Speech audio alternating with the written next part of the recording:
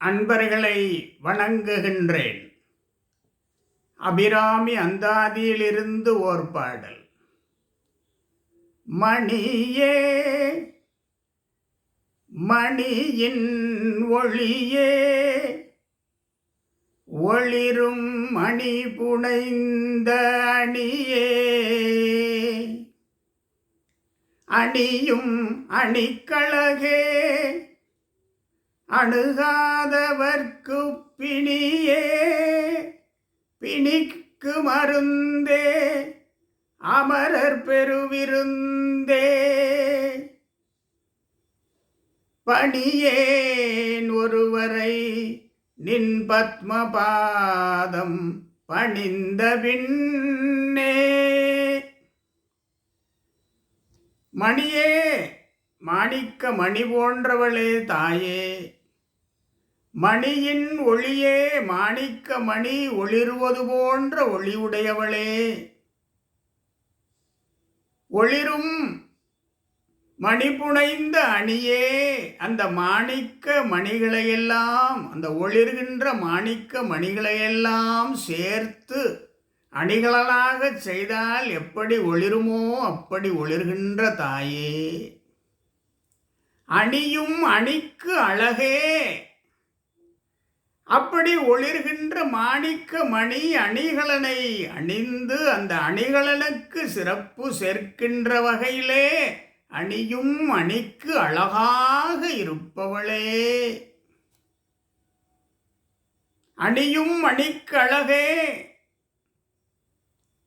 அணியாதவர்க்கு பிணியே. அன்னையின் திருவடிகளின் மேன்மையை அறிந்து அருளாற்றலை அறிந்து அன்னையின் கருணை அருட்கடலை அறியாதவர்கள் அவர்களுடைய பிறவி பயனுக்கேற்ப துன்பமடைவார்கள். அணியாதவர்க்கு, அன்னையை வணங்காதவர்க்கு துன்பங்கள் அல்லவா வரும். அணியும் அணிக்கழகே, அணுகாதவர்க்கு பிணியே, பிணிக்கு மருந்தே. அன்பர்களின் பிணிக்கெல்லாம் மருந்தாக இருப்பவள் தாய்.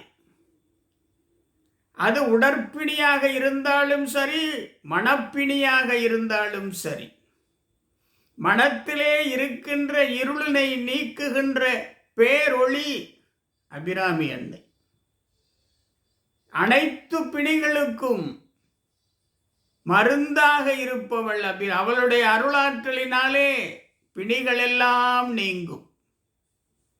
பிணிக்கு மருந்தே, அமரர் பெருவிருந்தே. விண்ணோர்கள் தாயை வணங்கி தாயினிடத்திலே அருளாற்றலை பெறுகிறார்கள். அமரர் பெருவிருந்தே. பணியேன் ஒருவரை நின் பத்ம பாதம் பணிந்த பின்னே, தாமரை மலர் போன்ற உன்னுடைய பாதத்தை நான் பணிவேன். பிறரோடு மற்ற இடங்கள், மற்ற இன்பங்கள் எல்லாம் எனக்கு வேண்டாம். தாயே, நின் பாதம் பணிவதே சிறப்பு, பாதம் பணிவதே பிறவி பயன். பிறவி முழுமை பெறுகிறது உன் பாதத்திலே அடைக்கலம் புகுகின்ற பொழுது. பணியேன் ஒருவரை, பிறரை பணியேன். நின் பத்ம பாதம் பணிந்த பின்பு பிறரை பணியேன். இதே பொருள் புரிந்த இன்னொரு அபிராமி அந்தாதி பாடலை சொல்கிறேன். பூத்தவளே புவனம் ஈரேழு, பூத்தவளே புவனம் 14 பூத்தவண்ணம் காத்தவளே. இந்த ஈரேல் உலகங்களையும் படைத்தவளே, ஈரேல் உலகங்களையும் காக்கின்றவளே, பின் கறந்தவளே, அதை மறைத்து வைத்துக் கொள்ளுகின்ற ஆற்றல் பெற்றவளே, கரை கண்டனுக்கு மூத்தவளே, மாதொரு பாகன் நீலகண்டன் நஞ்சுண்ட கண்டன் கண்டம் கருத்தவன் சிவபெருமானுக்கு மூத்தவளே, என்றும் மூவா முகுந்தனுக்கு இளையவளே. முகுந்தன் திருமால், மகாவிஷ்ணு இளையவளே, மாத்தவளே, மா தவங்களை கொண்டவளே, மாத்தவளே, உன்னையன்றி மற்றொரு தெய்வம் வந்திப்பதே, உன்னையன்றி பிற தெய்வத்தை நான் வணங்குவேனோ. இதே வரி, இதே பொருள் பொதிந்தது. ஏனென்றால் அன்னையின் அருளாற்றல். அங்கே சொன்னார், மணியே மணியின் ஒளியே ஒளிரும் மணி புனைந்த அணியே அணியும் அணிக்கழகே போற்றி பாடுகிறார். அணுகாதவருக்கு பிணியே பிணிக்கு மருந்தே. வாழ்விலே வருகின்ற பிணிகளுக்கெல்லாம் மருந்தாக இருக்கிறாள் தாய். பிணிக்கு மருந்தே, அமரர் பெருவிருந்தே. அப்படி அபிராமி அன்னையை போற்றி பாடுகிறார் அபிராமி பட்டர். பணியேன் ஒருவரை என்கிறார். எங்கே? மாத்தவளே உனையன்றி மற்றோர்.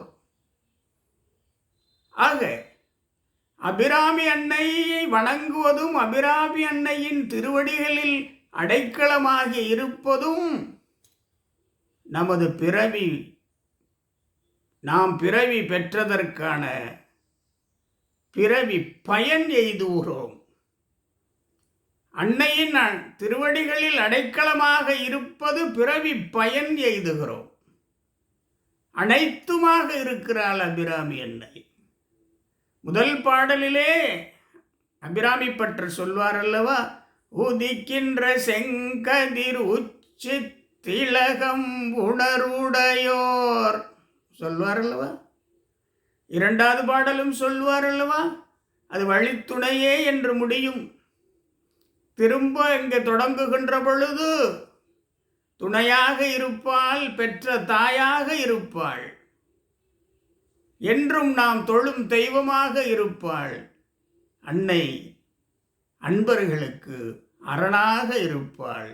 அனைத்து நலமும் வளமும் அன்பர்களுக்கு அளிப்பாள். சென்ற பாடலிலே சொன்னோம், விழிக்கே அருளுண்டு என்று சொன்னோம்.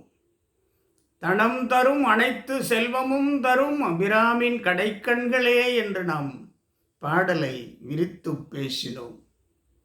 அப்படி மாணிக்க மணி போன்ற, மாணிக்க ஒளிர்கின்ற மாணிக்க மணி போன்ற, ஒளிர்கின்ற மாணிக்க மணியால் செய்யப்பட்ட அணிகலன் போன்ற, அந்த அணிகலனை அணிந்து அந்த அணிகலனுக்கு பெருமை சேர்க்கின்ற, அழகு சேர்க்கின்ற, அழகாக நிற்பவள் தாயல்லவா.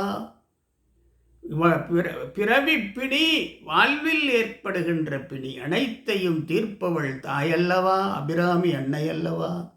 அதனாலே அபிராமி அன்னையின் திருவடிகளை போற்றி பாடுவோம், திருவடிகளில் சரணடைவோம். அவள் பூத்தவளே, புவனம் 14 பூத்த வண்ணம் அதை காத்தவளே, பின் கறந்தவளே, கரை கண்டனுக்கு மூத்தவளே, என்று மூவா முகுந்தனுக்கு இளையவளே, மாத்தவளே. தாயின் திருவடிகளை நாம் பற்றி இருப்பதற்கு அருள்வாளிக்க வேண்டும் என்று தவம் இருக்க வேண்டும். அது இந்த பாடலிலே அபிராமி பட்டர் நமக்கு விளக்கி கூறுகிறார். அபிராமி அன்னையை, அபிராமவல்லியை போற்றி பாடி வணங்கி வருவோம். வாழ்வில் அனைத்து நலமும் வளமும் பெற்று இன்புற்று இருப்போம். ஓம் சக்தி பராசக்தி.